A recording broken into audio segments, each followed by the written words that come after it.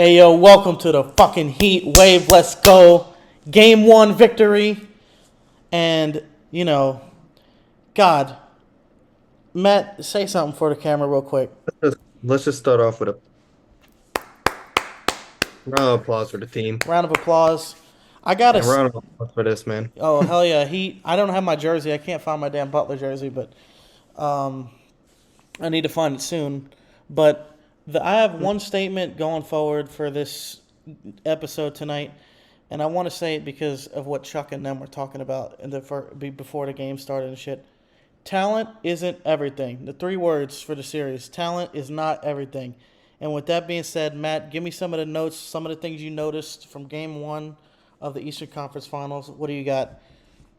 Okay, well, first off, the first thing I noticed is the difference between the first half and the second half is just night and day. And I honestly don't understand how we could just turn it on like that and just give the other team not a chance to win. This is exactly what happened last year in game one. Yeah, The exact same thing.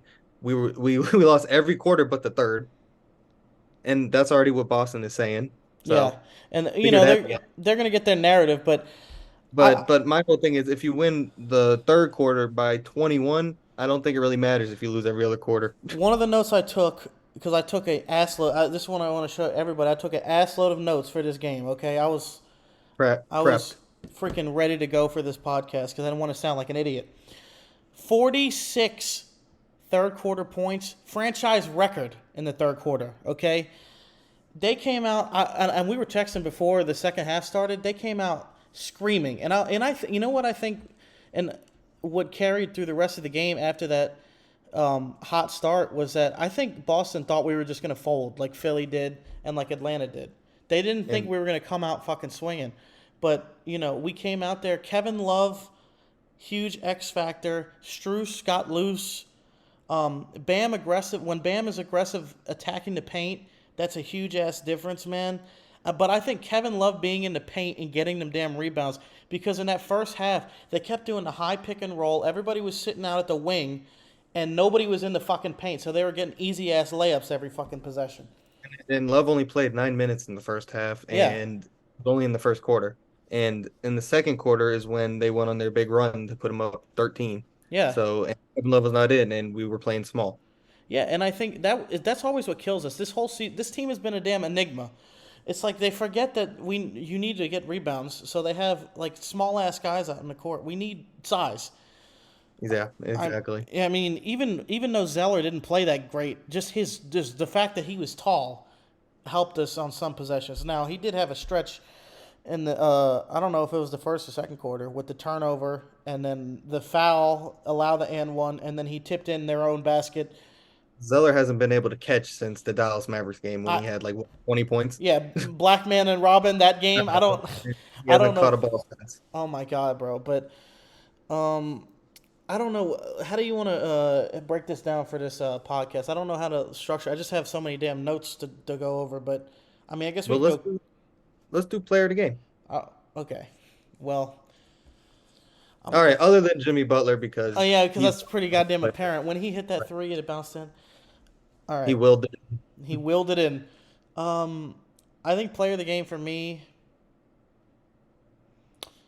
I want to say either Max Strus or Caleb Martin. I think Caleb Martin just because of his D. He had some really nice plays on D. He had some timely shots, and he's just like he's not afraid, man. Yeah. This man was unplayable last year in the playoffs, and now he's playing like fucking like he don't give a shit. Attacking the rim is just night and day from last year. I feel like he's more under control in his penetrations now, and it's really been helpful for Yeah, us. he knows what he's doing. He's super smooth with it now, and aside from his goddamn shot, which is the weirdest thing I've ever seen, Got the but extra hitching. yeah, he's got that hitch in his shoulder, but when he's driving, Hey, he's just like, going in, I don't care. oh yeah, he's just so smooth with the ball. The way he can get it around defenders, and like his drives are so great. Um, Early in the third quarter, he had that like left hand, just like nice touch off the glass. I was oh like, oh yeah. my, What about you? Who's your player of the game? uh, Kyle Lowry, because he Oh saved shit, it yeah. he saved this game from us going down about 20-25 with him just hitting shot after shot to keep it in range between 9 and 10.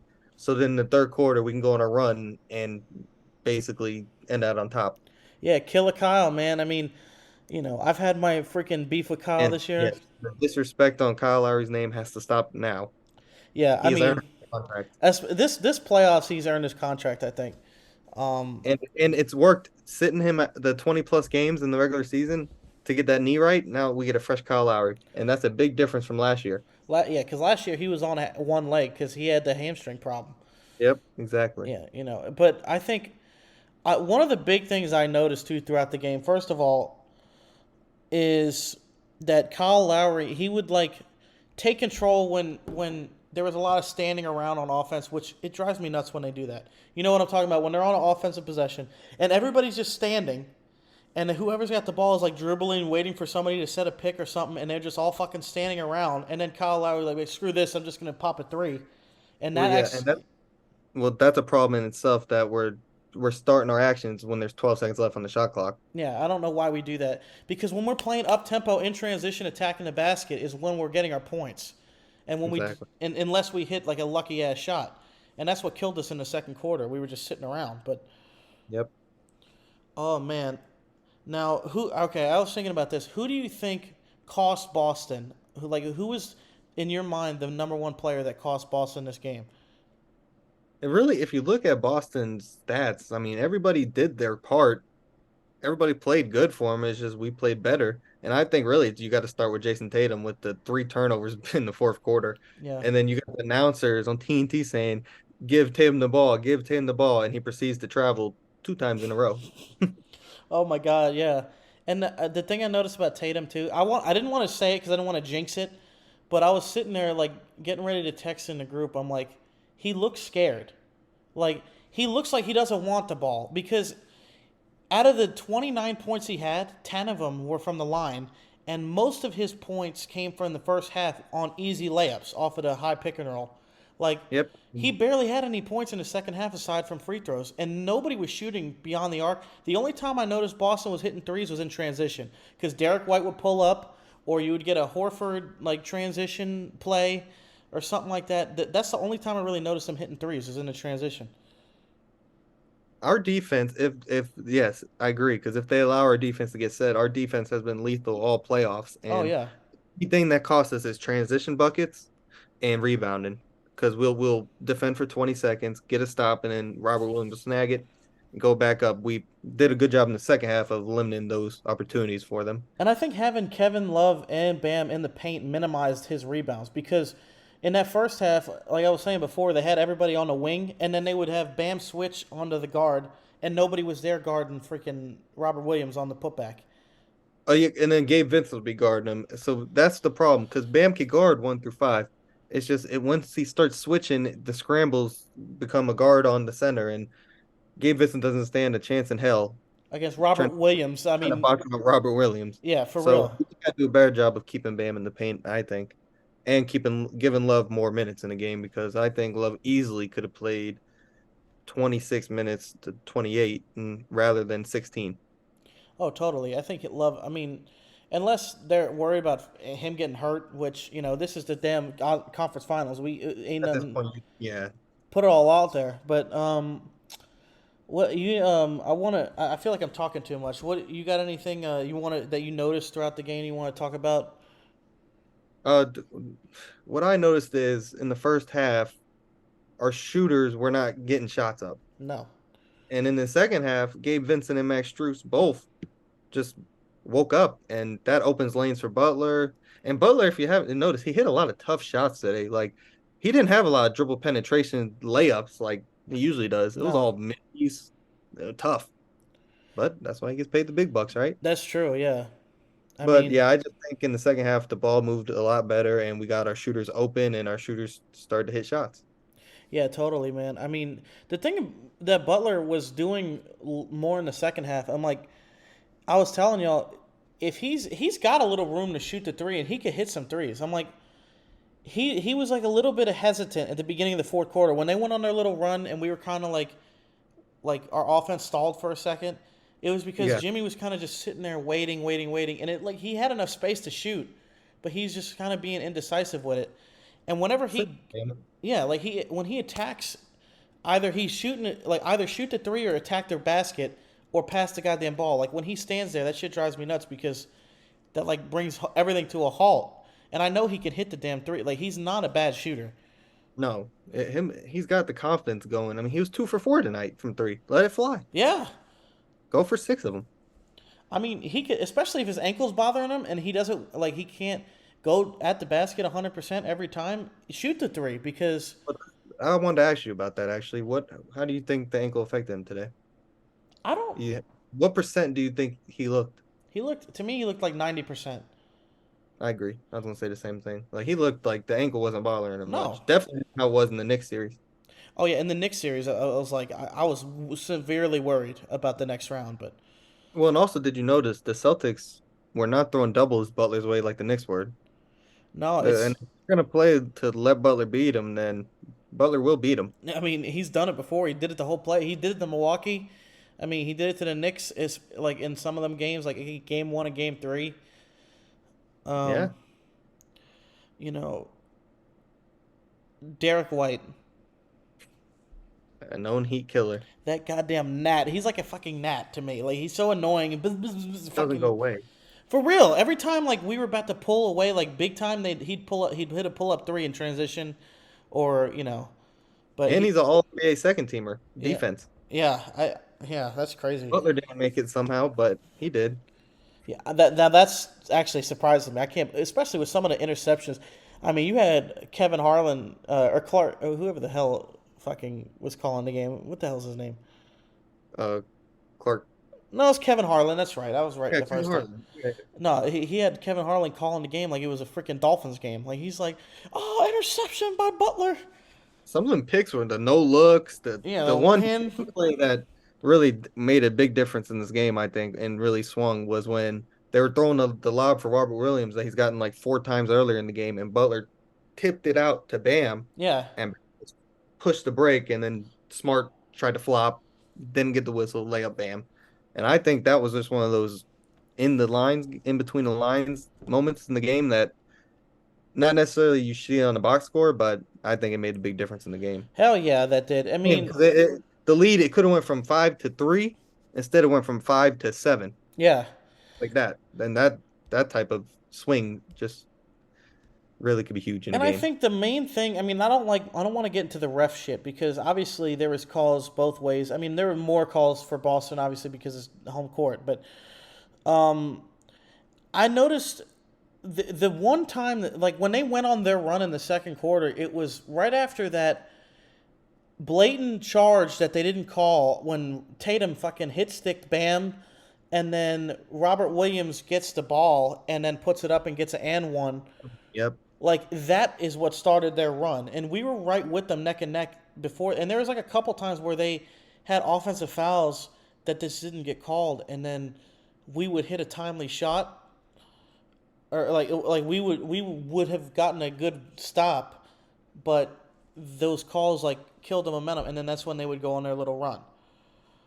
Yeah, I mean, you're in the Boston Garden. I mean, Yeah, you TD can't Garden. expect to get calls from TD Garden. You can't expect to get calls from them. But I'm okay with I was okay with the officiating tonight as long as I don't hear Boston fans cry about Butler getting 10 free throws. Like I, he gets 10 free throws every game he's ever played. I mean, So, and there were some calls that they missed. I thought in the first half, like there was a couple like I don't. I think either Tatum or Smart hit him on the arm, and I'm like, okay, I guess we're not gonna call that. well, and they did have a plus 10 in the free throw advantage over us. They shot 29, we shot 19. So, Yeah, put some home cooking because we were taking it to the Butler was taking it to the hole and just not getting calls. But it's so weird though because I'm looking at like before the stats, they had 40 rebounds in the first. I mean, not 43 rebounds, 40 paint points in the first half, and then like they forgot what was working in the first half, and then they didn't do it like the whole rest of the game, and in like I don't know what the hell they were doing. Like they just kind of seemed like lost after we came out. We hit a couple threes, and well, then yeah, and we only had 16 paint points in the first half, and we ended with 40. So we outscored them by 2 in the second half in the paint. And And we shot 51% from three, and they shot 34%. So that was huge. And I'm telling you, I don't know what it was about their offense. It was they were not shooting a lot of threes, which is different from last year. Because this has got to be a difference between Udoka and Missoula, because Udoka, I know they were shooting so many goddamn threes. Brown was chucking them up last year. Horford was chucking them up. Tatum was chucking up threes. Did Tatum even attempt a three? Like, I feel like if he did, he attempted like one. But we were doing a good job of getting under Tatum when he went to shoot it, and it just ended in a pump fake, pass out. yeah, it's I like, don't Tatum. I think Tatum might have had like one or two threes, but I don't yeah, think he did. I don't think he made any. no. And I know what was weird about the Celtics offense is like it felt like it ran through fucking Malcolm Brogdon, and Tatum was 1 for 3 okay, so he shot three threes, but you and made know, one. I mean, but for Tatum, I mean, he could shoot a lot better than that. I don't know why he's only shooting one, shooting three threes. And Jaylen Brown, I was surprised at how little he touched the ball in the fourth quarter. Like, Honestly, the whole second half, like the first half, I felt his presence a lot more than the second half, and I think it's because Tatum and Brown share such similar roles. It's kind of like a my turn, your turn thing. As when Bam and Jimmy, you can run pick and rolls through the two of them. They're not running pick and rolls through Brown and no, Tatum. because they're going to be picking and rolling around like a heliocentric thing around the fucking 3 point line because Exactly. you know they're wing players. Like, and if you're Missoula, you got to stagger their rotation. Like, if anything, you take out Brown or Tatum at the 6 minute mark in the first quarter, and then you let Tatum play until like the end of the first quarter, and then you put Brown back in and you rest Tatum. Like, you have to have one or two, like, stagger the time that they're on the floor together because they clog his shit up for each other and they just stand around. Like, Well, and if they don't know how to play together at this point, then I think it's falling apart. I really do think it's falling apart for them. Like, as far as the chemistry, the teammate chemistry just doesn't look the same. And Marcus Smart is like, what was very telling is before the game, somebody, I think Malcolm Brogdon came out and said that Al Horford was the one who had to get them ready for the game or some shit and get them hyped. yeah, that was weird to me. Hearing like that's something you leave at the practice. Don't go telling the media that because it shows that you guys are not mentally prepared for this series. And Malcolm Brogdon, I mean, and not Al Horford shouldn't be the one fucking motivating the team. It should But be Jason Tatum. it should be. And you see Jimmy Butler has this aura about him and everybody just follows his lead and he makes it to where everybody believes that we could win this championship. And I think that's a big difference between Jason Tatum and Jimmy Butler. And I think ultimately it's going to be a big difference in this series. I'm telling you, man. I think what the difference between this year and last year is because we have the same fucking roster. We have the same roster except Kevin Love and Cody Zeller, and they basically have the same roster except they don't have Daniel Tice, and they don't have who else do they not have? I think They don't have no, no, I think and they have Malcolm Brogdon now, and they that's like added Brogdon, the sixth man of the year.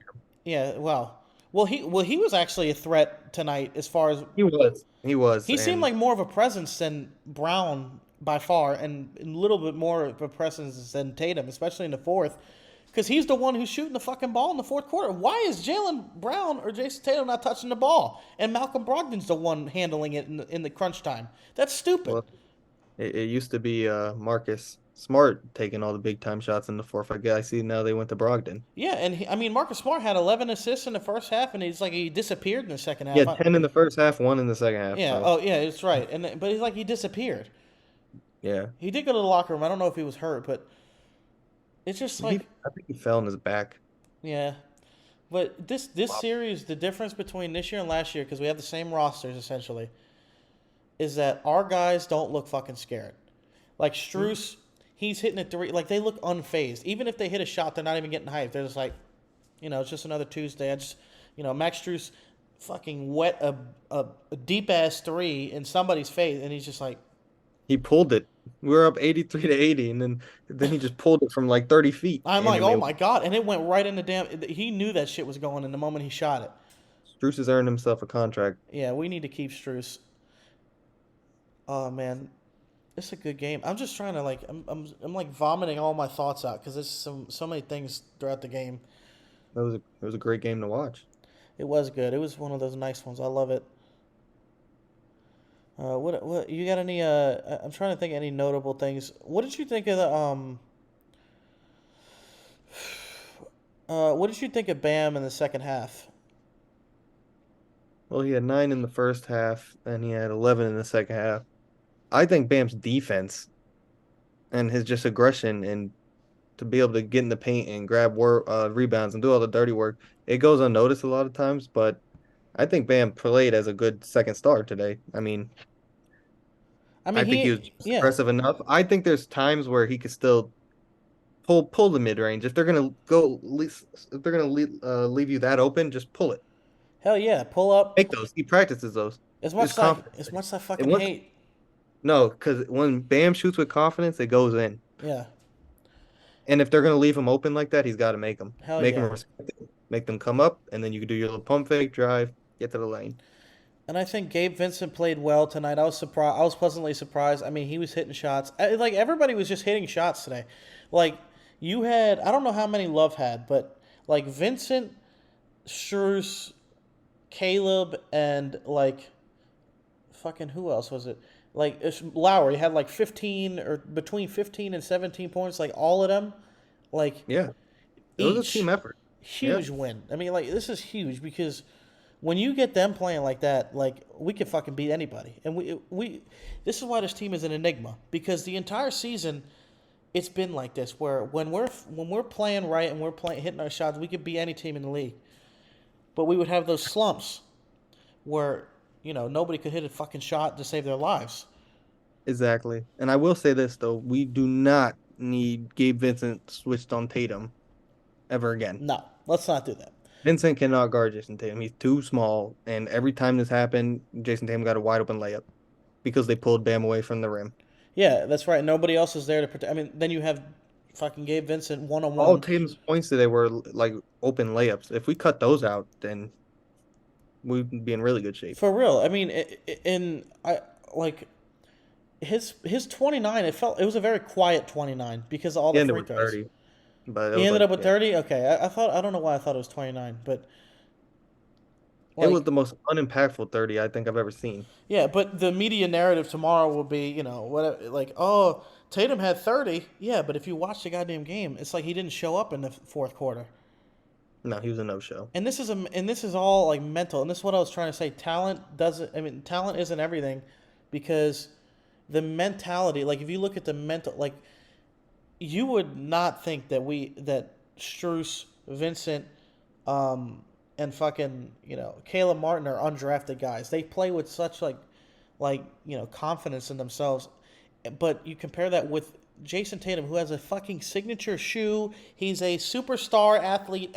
Like the promotion for the ESPN for the Eastern Conference Finals was literally, you know, Jason Tatum is going and he's the best fucking player of all time, and like it was so one sided. But and they're propping him up as if he's the next. I don't know, the next Kobe.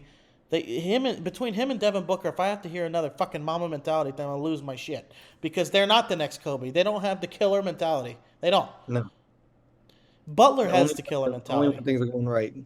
Yeah, exactly. Is Actually, every I will say this for Tatum game 6 when he was 1 for like 13 and he ended up closing that game out, hitting three threes at the end. He showed resilience there. Yeah, he did. I'll give him And he that. does show up in closeout games. He's averaging like over 30 in closeout games. So Yeah. Tatum's a good player. I mean, yeah. I I just think mean, I'm not gonna pretend like he's a that, bad player, yeah. but I'm just saying, like mentally speaking, it's like I don't know. This is why I wanted fucking Boston, because Jason Tatum still has that Jimmy Butler fucking 3-pointer buried in the back of his mind. He thinks about it all the time. He's like, oh my god, we were one shot away. They were one shot away from beating One us. shot away from getting sent home. I mean, and Butler outclassed him last time to the point where they wanted to give him the Eastern Conference Finals MVP, even though we lost. And people Yeah, forget that. sure. Yeah. But I'm telling you, man, it's a mentality. It just feels like. Do you think I'm right about the mentality? Like they look scared. Like at least Tatum looks scared. I think that the Heat have real estate in their head right now from last year, from 2020.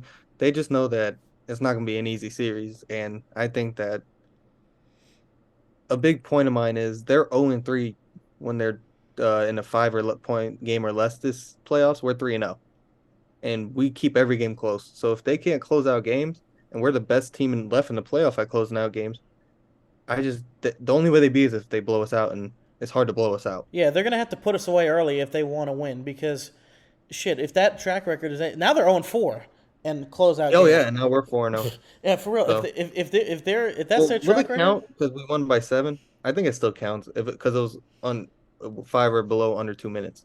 So yeah, it should yeah, still count.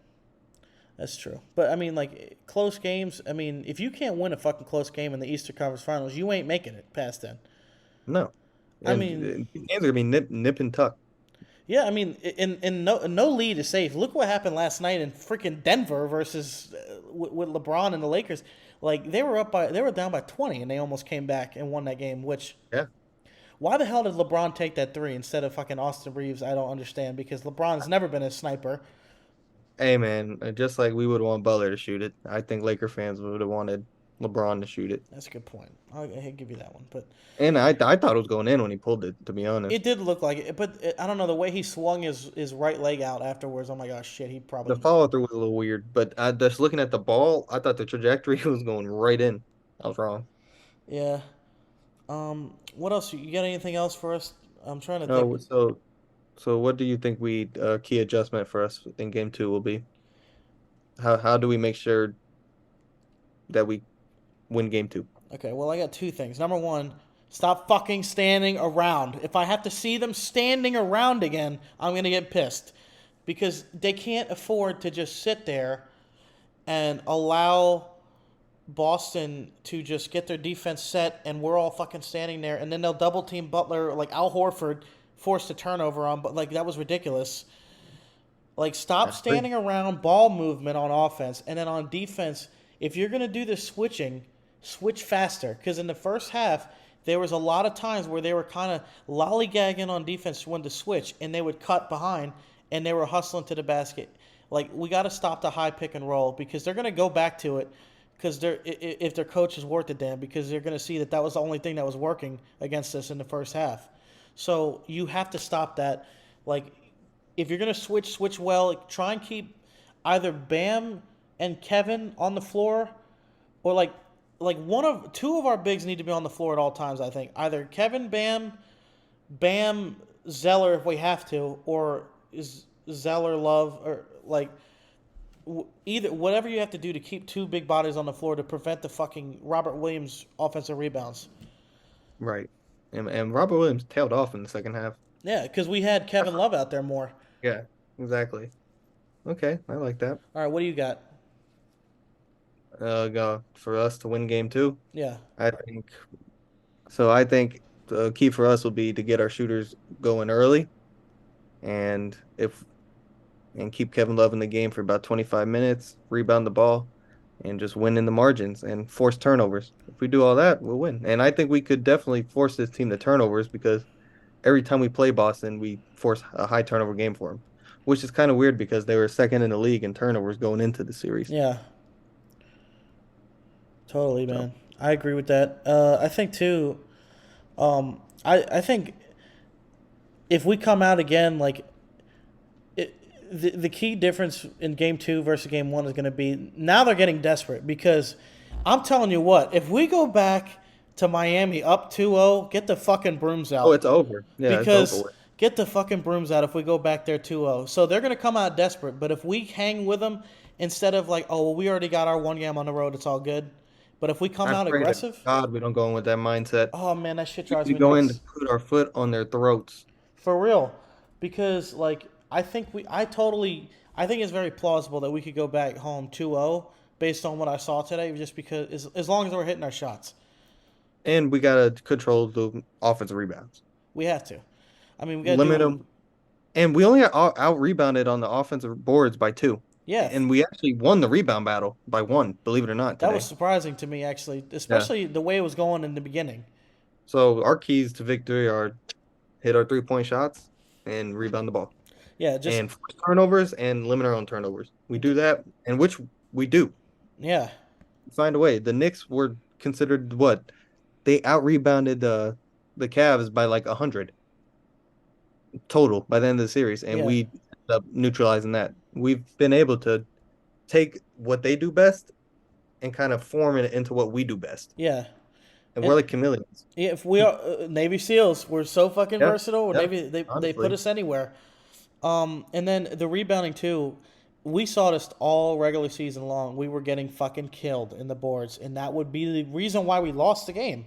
Like so many losses because we just didn't have rebounding.